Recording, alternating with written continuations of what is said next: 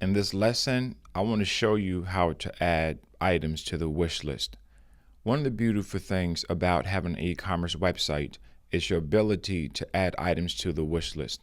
So let's say that a customer or a visitor wants to add an item to the wish list that they can purchase later on.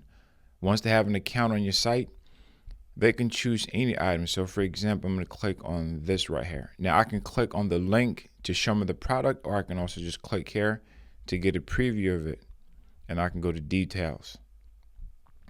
You notice there's an add to wish list link at the bottom or in this section of all the pages. All the products have this. So I click on add to wish list, and then it's going to change to added to wish list. So I'm going to add a few more items to the wish list. Let's go back here, and I wanted to add other things. So I wanted to add this right here. So I'm going to click to add to wish list.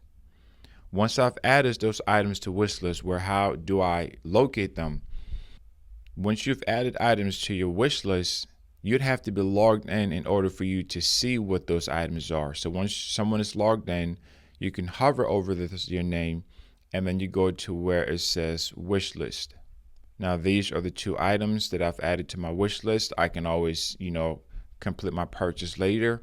This is great because there are times when people are shopping on your site and maybe they're not ready to purchase those particular items yet, but they can continue to build a wish list that they can later on come back to complete that purchase. So this makes it a lot easier and simple for you to do that.